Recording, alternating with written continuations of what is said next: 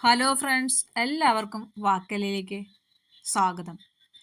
നമ്മൾ പ്ലാൻ ചെയ്യണ പോലെ ജീവിതം ഒഴുകുകയാണെങ്കിൽ പിന്നെ ജീവിതത്തിന് എന്താ ഒരു രസം. ഞാൻ അങ്ങനെ പല കാര്യങ്ങളും പ്ലാൻ ചെയ്യാറുണ്ട് കേട്ടോ.